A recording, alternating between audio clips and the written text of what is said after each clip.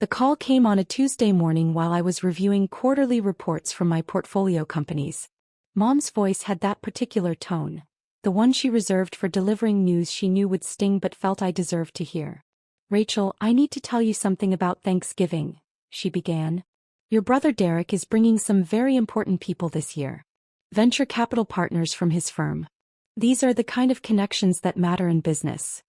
I leaned back in my chair, watching the morning sun illuminate the Chicago skyline through my office windows. "Okay, Mom. So we've decided it would be best if you skip this year.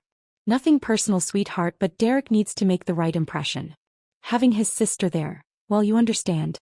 You work in that little nonprofit sector. These people operate at a different level." "I understand," I said quietly. "I knew you'd be reasonable about it. Derek's worked so hard to get where he is. Did I mention his firm just closed a $240 million fund? Can you imagine? My son managing that kind of money. We're so proud." "That's impressive. Anyway, we'll do something with you another time. Maybe lunch in January?" "I have to go. I'm meeting Derek to plan the menu. These investors are used to the finest things." The line went dead. I sat there for a moment, then returned to the document on my screen. A merger proposal that would consolidate 3 of my healthcare technology companies into a single entity valued at $380 million. My executive assistant James knocked and entered. "Your 10 o'clock is here," he said. "The venture capital group from Morrison and Partners." I glanced at my calendar. "Right. The portfolio review meeting. They seem eager," James added. "Apparently they're looking to expand their healthcare tech investments significantly. Word is they've got $240 million in their new fund." Something clicked. "Morrison and Partners? That's Derek's firm." James paused. "Your brother Derek?" "The same." I straightened my blazer. "Well, this should be interesting. Give me 2 minutes, then show them in." I walked to my office window, looking out at the city where I'd built my empire in silence. For 12 years, my family had dismissed my career as charity work, because I'd started in the nonprofit sector. What they didn't know, what I'd never corrected, was that I'd transitioned into private equity 8 years ago. They'd never asked. They just assumed. Derek had always been the golden child. Stanford MBA, recruited by a top firm, always in the right suit, always at the right restaurants. I'd gone to state school, started at a nonprofit healthcare advocacy organization, lived modestly. In my family's eyes, I was the disappointing daughter who'd chosen purpose over profit. They had no idea I'd turned that nonprofit experience into expertise that made me one of the most sought-after healthcare technology investors in the Midwest. They'd never noticed when I stopped working for the nonprofit and started acquiring companies. They'd never asked about the promotion that became a VP position at a private equity firm, or about the 5 years after that when I'd built my own fund. I was 34 years old and managed a portfolio worth $2.7 billion across 17 companies. My fund, Sterling Healthcare Ventures, had a reputation for turning struggling healthcare tech companies into industry leaders. I sat on 12 boards. Forbes had profiled me 6 months ago as one of the power players reshaping healthcare investment. But to my family, I was still Rachel who works with sick people, or Rachel in her charity phase. The worst part wasn't the dismissal. It was how Derek had weaponized their perception. At family gatherings, he'd introduce himself with his job title and firm name, then introduce me as my sister who does nonprofit stuff. When relatives asked about my work, he'd change the subject. When I bought my Lincoln Park brownstone 3 years ago, Derek told everyone I must have gotten some kind of subsidy for nonprofit workers. Last Christmas, Derek had brought his girlfriend, now fiancée, Melissa, who worked in marketing. At dinner, Melissa asked what I did. Before I could answer, Derek jumped in. "Rachel works with healthcare charities. Very noble but not exactly lucrative. Not like the work we do in venture capital." Dad had laughed. "That's why Derek drives a Tesla and Rachel takes the train." I'd said nothing even though my Model S was parked in my private garage and I took the train because I used the commute time to work. Even though the watch on my wrist cost more than Derek's entire wardrobe. Even though the charity work they mocked had made me wealthier than everyone at that table combined. I didn't correct them because I'd learned something valuable. Being underestimated was a competitive advantage. While Derek spent energy proving himself, I spent energy building. While he networked at the right parties, I closed deals. While he posted about his wins on LinkedIn, I quietly acquired his competitors. There was another reason I'd stayed silent. I wanted to see how far they'd go. How much they'd reveal about who they really were when they thought I had nothing. Every dismissive comment, every piece of unsolicited advice about getting serious about my career, every family event I wasn't invited to because I'd bring down the professional tone, I cataloged it all. Not for revenge. For clarity. And now Derek's colleagues, the investors he was so proud to bring to Thanksgiving, were about to walk into my office. James knocked again. "Miss Sterling? They're ready. Show them in." 3 men entered. I recognized the lead partner, Richard Morrison, from industry conferences. Late 50s, silver hair, expensive suit. Behind him, 2 younger partners. One I knew as Derek's direct supervisor, Marcus Chen, and another I didn't recognize. "Miss Sterling," Richard extended his hand. "Thank you for making time. I've been wanting to meet for months. The pleasure is mine. Please sit." We settled around my conference table. Through the window behind me, my company name was etched in glass. Sterling Healthcare Ventures. Below it, a smaller line. Rachel Sterling, founder and managing partner. "I'll be direct," Richard began. "Morrison and Partners is looking to expand significantly in healthcare technology. We just closed a $240 million fund, and we're searching for co-investment opportunities with firms that have real expertise in this sector." Marcus nodded. "Your track record is exceptional.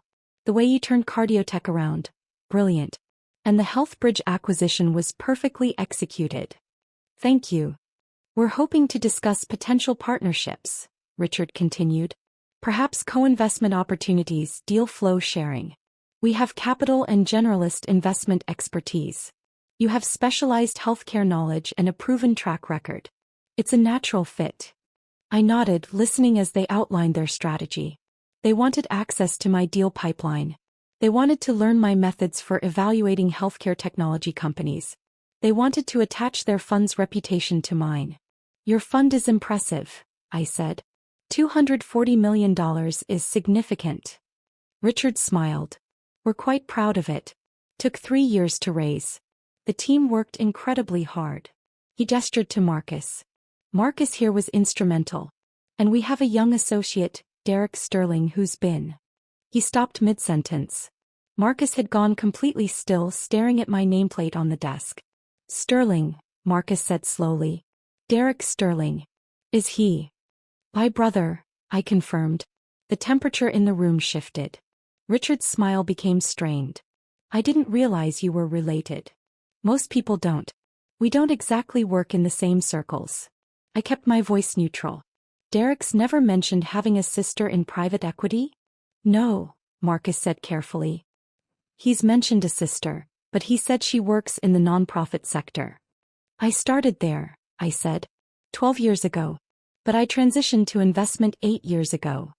Richard was looking at me differently now, reassessing. "Derek talks about his family sometimes. He's mentioned that his parents are very proud of his career. He said he's the only one in his family who went into finance." "That's technically true," I said. "He's the only one at a venture capital firm. I run my own private equity fund." The third partner, who'd been silent until now, suddenly leaned forward. "Wait. I know you. The Wall Street Journal did that profile piece. The silent giant of healthcare investment. That was you." He pulled out his phone, typed rapidly, then turned the screen toward Richard and Marcus. I could see the article headline in my photo. Richard went pale. "The article mentioned you'd built a $2.7 billion portfolio," the younger partner continued, reading from his phone. "It called you one of the most influential healthcare investors in the country. It said established firms regularly seek your guidance." Marcus was doing his own search now. "Jesus. Forbes profiled you last year. Power players reshaping healthcare investment. You were number 4 on the list." "Number 3, I corrected gently. They updated it." Richard's hand was trembling slightly. "Derek never mentioned any of this." "Derek doesn't know," I said simply. "My family doesn't know." "How is that possible?" Marcus looked genuinely confused. "I never told them. They assumed I was still doing nonprofit work and I never corrected them. They weren't interested enough to ask questions." Richard was scrolling through something on his phone now, his face growing redder. We're having Thanksgiving dinner at his parents' house. Derek invited the partners. He said it would be a great opportunity to meet his family, see where he comes from. He positioned it as. He stopped. As what? I asked. As a way to show his family background. Successful parents, strong family values. He implied his success ran in the family. I smiled thinly. And what did he say about me? Marcus and Richard exchanged glances. Marcus spoke carefully. He said you were in the nonprofit sector. That you'd never really found your career footing. That you were the family member who chose purpose over profit. And that while they loved you, you'd never understood business the way he did. The room was silent. He told us, Richard added quietly, that his parents were disappointed you never achieved what they'd hoped for. I nodded slowly. And based on that understanding, you all planned to attend Thanksgiving at my parents' house, where Derek would showcase his success and his impressive venture capital partners. Did he mention I wouldn't be attending? He said you had work obligations, Marcus said. Some nonprofit fundraiser you couldn't miss. No, I said. My mother uninvited me. She called this morning to tell me Thanksgiving was for successful people, and that Derek's venture capital partners were attending. She said it would be best if I skipped this year because I work in that little nonprofit sector, and you all operate at a different level. The silence stretched out. Richard looked like he might be sick. We need to be clear about something, I said, leaning forward. I'm not telling you this to embarrass anyone or to create problems. But you came here seeking a partnership with my fund. You wanted access to my expertise, my deal flow, my track record. Before we discuss that, you need to understand the full picture. Miss Sterling, Richard began, I don't know what to. Let me finish. Derek is your employee. This is awkward for you and I understand that. But here's what I need you to understand. I've built my career in silence while my family dismissed it. I've closed billion-dollar deals while they thought I was organizing charity fundraisers. I've sat on corporate boards while they pitted my career choices. And I've done all of this without their support, their connections, or their approval. I stood walking to the window. Derek has spent years positioning himself as the family success story. He's leveraged my parents' pride in him. He's used their dismissal of me to elevate his own image. And now he's brought that narrative into his professional life, using his successful family background as part of his personal brand. Marcus spoke quietly. We had no idea. Of course not. Because Derek is good at his job, and part of being good at his job is crafting a compelling narrative. I turned back to them. But here's what concerns me from a partnership perspective. Derek is operating from incomplete information. He's made assumptions about an entire sector, nonprofit and healthcare, based on his dismissal of my career. If he's that blind to the reality of his own sister's success, what other blind spots does he have? Richard stood. Miss Sterling, I need to be direct. This is a significant problem.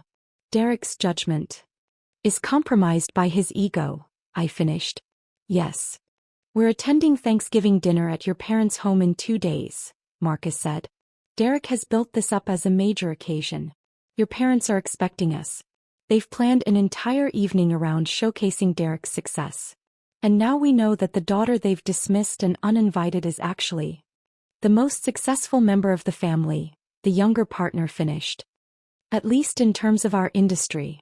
Richard sank back into his chair. This is a disaster. It doesn't have to be, I said calmly. You have several options. You can attend the dinner as planned and say nothing, maintain Derek's narrative. You can attend and politely mention that you met with me. Or you can decline the invitation entirely. What would you do? Marcus asked. If you were in our position? I considered this. I'd think carefully about what this situation reveals about Derek's character and judgment.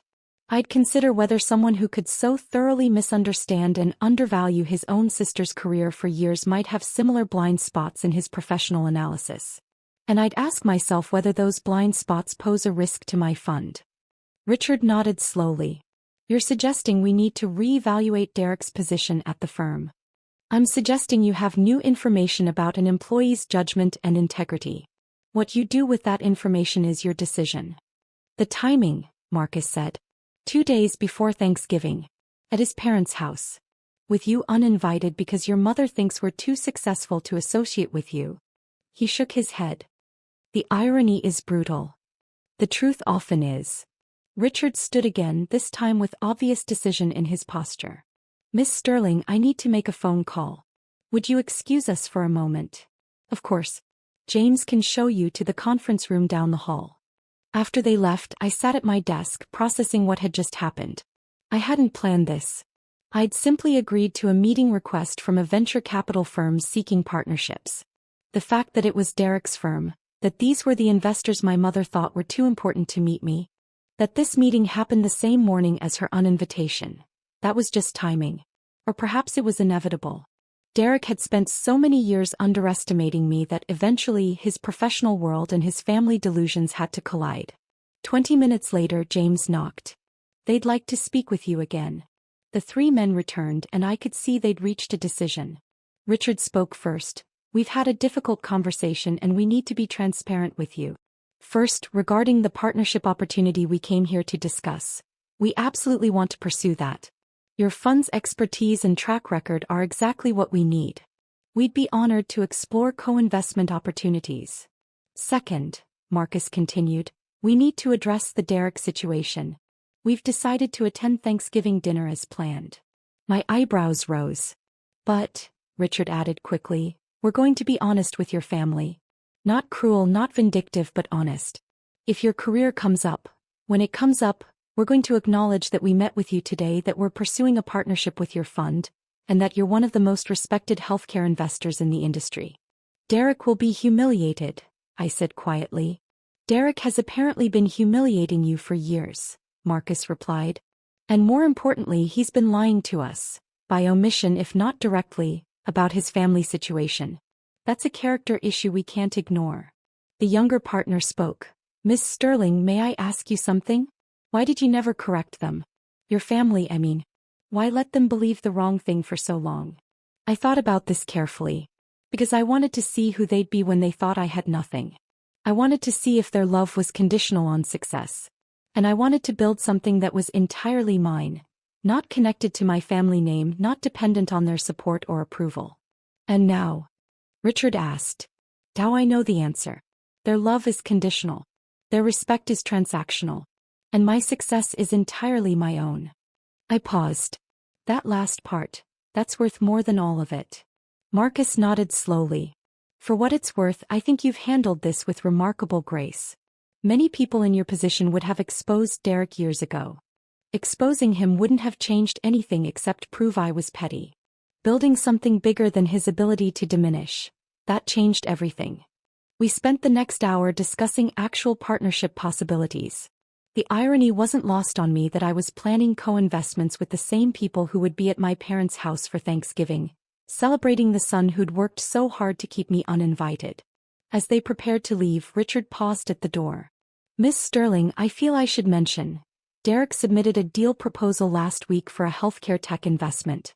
Given what we've learned today about his blind spots in this sector, we'll be reviewing it much more carefully." "That's wise," I said. "Due diligence matters." After they left, I stood at my window for a long time watching the city move below. My phone buzzed, a text from Derek. "Mom said you can't make Thanksgiving. Probably for the best. These investors are high level. You wouldn't have much to contribute to the conversation anyway. No offense." I stared at the message, then typed a simple response. "None taken. Enjoy your dinner." That evening, I called my best friend Sarah, who'd witnessed years of my family's dismissal. I told her about the meeting, about Morrison and Partners, about what was likely to happen at Thanksgiving. "Oh my God," she breathed. "This is like watching a Greek tragedy unfold. Derek has no idea what's coming." "He still doesn't have to know," I said. "If his colleagues stay quiet." "Rachel, they won't stay quiet. They can't. They're venture capitalists. They're supposed to identify value and potential. You think they can sit at your parents' table while Derek and your mother talk about his impressive career and your disappointing one? They'd be complicit in the lie." He was right. "What are you going to do Thursday?" she asked. "What I always do. Work. I have a board meeting Friday morning to prepare for." "You're not even slightly curious about how it plays out?" "Of course I am. But being curious doesn't mean I need to be there. Whatever happens, happens. But Sarah knew me better than that. You've spent 12 years building toward this moment. The moment when they realize who you actually are. And you're going to miss it. I didn't build my career for this moment, I corrected. I built it despite their inability to see it. That's very zen of you. Also, I don't believe you. I smiled despite myself. Fine. I'm curious. But I'm not going to crash their Thanksgiving to prove a point. You wouldn't be crashing. It's your family. It's a family that uninvited me, Sarah. Fair point. She paused. But promise me you'll keep your phone charged. Because I guarantee you're getting calls on Thursday. He was right about that too. Thanksgiving morning arrived cold and clear. I went for a run along the lake, came home to my empty brownstone and made coffee. My phone was suspiciously quiet. Usually Mom would have texted by now with some comment about the dinner preparations. Derek would have sent something about his morning routine or his workout. Some subtle flex disguised as casual sharing. Nothing. At 11 my phone finally rang. That. Rachel. His voice was strange. Can you come to the house? Dad, Mom uninvited me. She was pretty clear. That was a mistake. We need you here. Please. What's wrong? Please come. As soon as you can. I'd never heard my father sound like that. Small, almost frightened. Against my better judgment, I got dressed, got in my car and drove to their house in Evanston. The scene I walked into was surreal. My parents' elegant dining room, usually a showcase of entertaining perfection, felt like the aftermath of something broken. Mom sat at the table, mascara slightly smudged. Dad stood by the window. Derek sat alone on the couch in the adjacent living room, staring at nothing. And at the table, looking distinctly uncomfortable, were Richard Morrison and Marcus Chen. Everyone turned when I entered. Rachel, Mom started and her voice cracked. We didn't know. Richard stood. Miss Sterling. Thank you for coming. I apologize for the awkward circumstances. What happened? I looked around the room. Marcus spoke quietly. We arrived for dinner. Your mother was introducing us to family friends, talking about Derek's success. Someone asked about Derek's sister. Your mother said you worked in charity and couldn't attend because of work obligations. Derek added some comments about how you'd never understood business.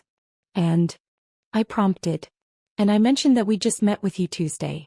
That we'd spent 2 hours in your office discussing a partnership between Morrison and Partners and Sterling Healthcare Ventures. The silence that followed must have been spectacular. Your mother, Richard continued, didn't understand at first. He thought there was some mistake. Derek said I must have met with someone else named Rachel Sterling. So I showed them the Wall Street Journal profile. The Forbes article. Your fund's website. Mom was crying now quietly. Dad looked like he'd aged 10 years in 10 minutes. Derek hadn't moved from the couch, hadn't looked at me. Your mother asked why you'd never told them. Marcus said. Derek asked if I was sure we had the right person. Your father just kept saying, I don't understand. I stood in the doorway waiting. Mom finally spoke. Rachel, sweetheart, why didn't you tell us? All these years we thought. You thought I was a failure, I finished. You thought I was the disappointing daughter who chose charity work over real success. You thought Derek was the only one who understood business. We didn't, Dad started. Yes, you did. You said it constantly. Every family gathering, every holiday, every phone call. Derek drives a Tesla. Derek manages millions. Derek is taking us to this restaurant, that event. And Rachel, poor Rachel, is still doing her charity phase. Still taking the train. Still single because no successful man wants someone so unmotivated. Mom flinched.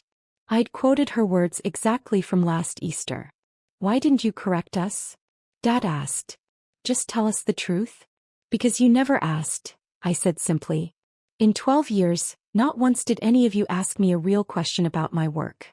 You asked if I was still doing the healthcare thing, or if I'd thought about getting a real job. You never asked what company I worked for, what role I held, what I actually did all day. You assumed, and that assumption was enough. Derek finally looked up. His face was gray. You let me look like an idiot. No, Derek. You did that yourself. I just didn't stop you. I told them, he gestured at Richard and Marcus. I told my colleagues that my family understood success. That we valued achievement. I brought them here to show them.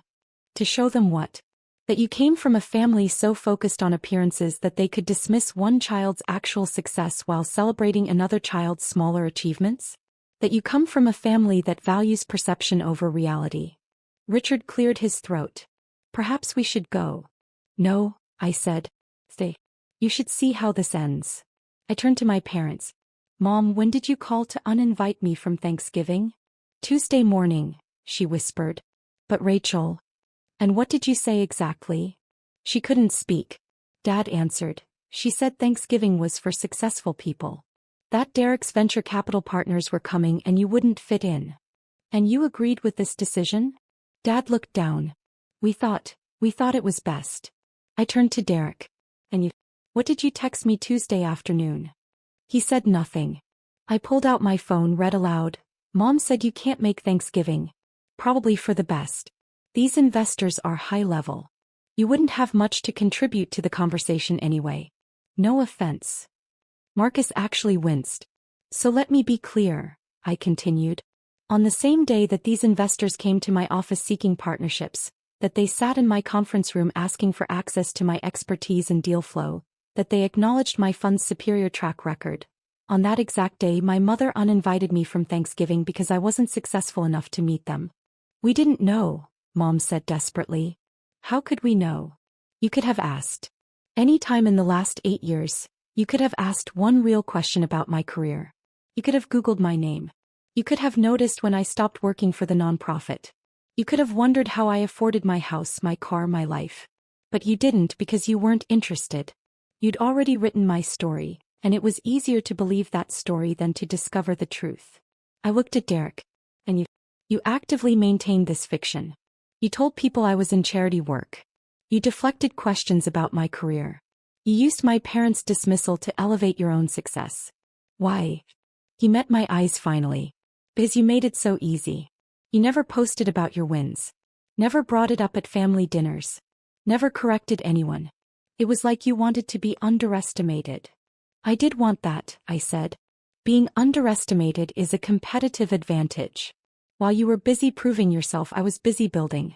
While you networked at the right parties, I closed deals. While you crafted your personal brand, I created actual value. And now, he asked bitterly. What, you get to humiliate me in front of my colleagues? In front of our parents? This is your big revenge moment. Derek, if I wanted revenge, I would have had it years ago. I could have shown up at any family event and casually mentioned my fund. I could have posted my Forbes profile on social media. I could have made sure everyone knew. But I didn't because that's not why I built my career. Then why did you? Mom asked, genuinely confused. Why build all of this in secret? Because I wanted to know who you all were when you thought I had nothing. I wanted to see if your love was conditional. And I wanted to build something that was entirely mine, not connected to this family, not dependent on your approval. And now you know, Dad said quietly. You know we failed you. Yes, I agreed. You did. But I didn't fail myself. And that's what matters. Richard stood again. Miss Sterling, Rachel, I think we should leave you to discuss this as a family. We've intruded enough. Actually, I said, I'd like you to stay for one more minute. Because I want my family to understand something. I turned to Derek. Morrison and Partners came to me seeking a partnership. They want access to my expertise in healthcare technology investment. They want to learn from my methods. They want to attach their fund's reputation to mine. That's worth millions to them in deal flow and returns. Derek's face went even paler. Richard and Marcus will make their own decisions about how this affects your position at their firm. But I want you to understand something. The sister you've dismissed for years, the career you've belittled, the success you've denied, that's the success your own firm is now seeking access to. I looked at my parents. And Mom, Dad, the daughter you uninvited from Thanksgiving because she wasn't successful enough to meet Derek's investors? She's the investor those investors came to meet. The room was absolutely silent. Finally, Marcus spoke. Miss Sterling will be in touch about the partnership discussions. And Derek, we need to speak with you privately before the end of the week. They left quickly. The door closed behind them, leaving just my family. Mom was crying openly now. Rachel, I'm so sorry. I'm so sorry. Dad's voice was hoarse. How do we fix this? I looked at them. These people who'd raised me, supported Derek, dismissed me, uninvited me, and now wanted to fix it all with an apology. You can't fix it, I said quietly. Not today. Maybe not ever. But you can start by understanding that my success isn't about you. It never was. I didn't build my career to prove anything to this family. I built it because I'm good at what I do. Because I saw opportunities others missed. Because I worked harder than anyone else was willing to work. We're so proud, Mom started. Don't, I cut her off. Don't tell me you're proud now. That's the problem. Your pride is conditional. Your respect is transactional. For 12 years I wasn't worth your pride because you thought I wasn't successful. Now you know I am and suddenly you're proud? That's not pride. That's relief that I didn't embarrass you. Derek stood suddenly. So what, you're just done with us? You're too successful now for your own family? No, Derek. I'm simply done pretending that your dismissal didn't hurt. I'm done making myself smaller to make you feel bigger. I'm done with a family dynamic where love and respect are contingent on perceived success. Then what do you want? Dad asked. Tell us what you want. I thought about this carefully. I want you to understand that the daughter you dismissed became successful because of who she is, not in spite of your lack of support. I want Derek to understand that real success isn't about the image you project. It's about the value you create. And I want all of you to sit with the reality that when you had a choice, you chose Derek's comfort over my presence. That's not, Mom started. Yes, it is. You uninvited your own daughter from Thanksgiving because you thought she'd embarrass your successful son. That was your choice. The consequences of that choice are yours to carry. I picked up my bag. I have work to do. You have a lot to think about. Rachel, please, Mom stood. Stay for dinner. We can talk about this. Mom, there's no turkey. There's no dinner. There are no investors to impress. There's just a family that chose wrong and a daughter who spent 12 years building something they never bothered to see. I walked to the door then paused. For what it's worth, I don't hate any of you. But I don't need you either. I built my success without your support. I'll continue without your approval. Derek's voice stopped me. The partnership. With Morrison and Partners. Are you going to do it? I haven't decided, I said honestly. I'll evaluate it like I evaluate every opportunity. On its merits, its strategic value, and its potential returns. Your involvement is irrelevant to my decision. They're going to fire me, he said flatly. After today, after this humiliation, they're going to fire me. Maybe, I said. Or maybe they'll see this as a learning opportunity. Either way, that's between you and them. I'm not your problem, Derek. Your judgment is your problem. Your ego is your problem. Your inability to see reality when it doesn't match your preferred narrative. That's your problem. I left them there. My crying mother, my devastated father, my humiliated brother. In their beautiful house with their shattered expectations. The drive back to the city felt longer than usual. My phone started ringing before I'd even reached the highway. Sarah, my friends, even my executive assistant James, who'd somehow heard already. I let them all go to voicemail. When I got home, I made myself a proper meal. Salmon, roasted vegetables, a good wine. I ate alone at my dining table looking out at the Chicago skyline. My phone buzzed constantly with messages, but I ignored them all. Finally, around 8 p.m. I opened my laptop and returned to work. There was a board meeting tomorrow, a merger proposal to finalize, 3 companies in my portfolio that needed attention. My family's drama was just noise. My work. My real work. Continued. 1 week later, Marcus Chen called. Miss Sterling, I wanted to update you on several things. First, we're moving forward with the partnership proposal. Our legal team is drafting terms. We think this could be very beneficial for both funds. I'm pleased to hear that. Second, regarding Derek. We've had extensive discussions with him about judgment, integrity, and the importance of accurate self-assessment.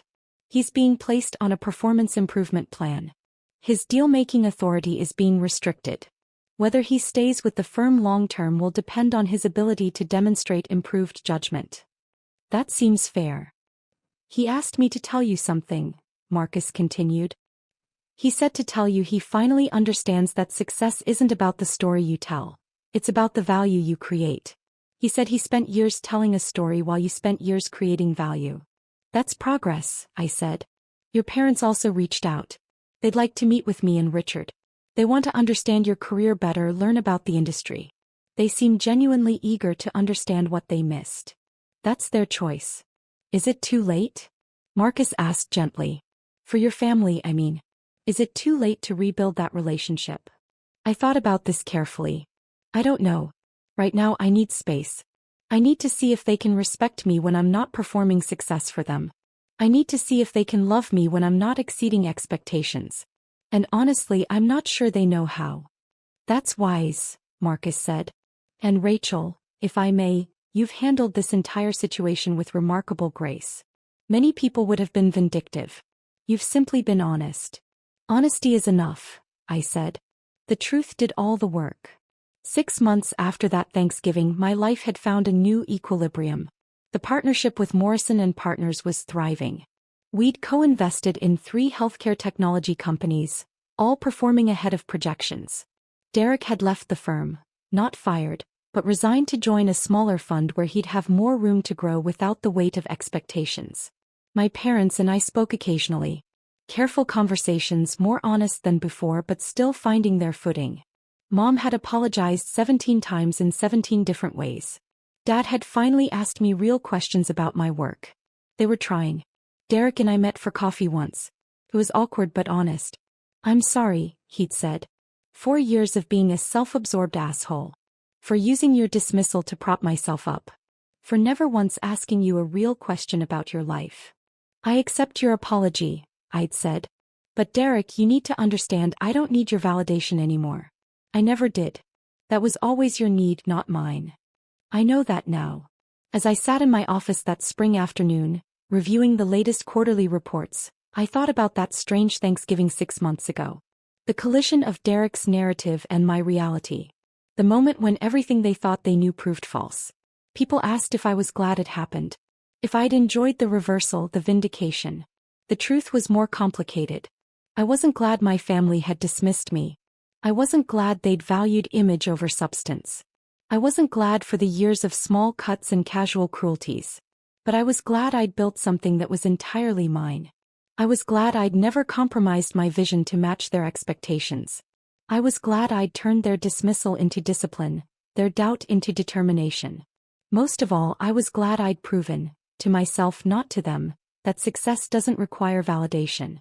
That building real value matters more than performing success. That being underestimated is only a weakness if you believe it. My phone buzzed. A text from Richard Morrison. Deal closed. $340 million acquisition. Your instincts were perfect. This partnership is the best decision we've made in years. I smiled and returned to work. They'd come to my office seeking a partnership. They'd left understanding that the woman they'd dismissed wasn't just worthy of partnership. She was the standard they were trying to reach. And somewhere in Evanston, my family was learning the same lesson. That the daughter they'd underestimated had never needed their approval to succeed. She just needed them to get out of her way.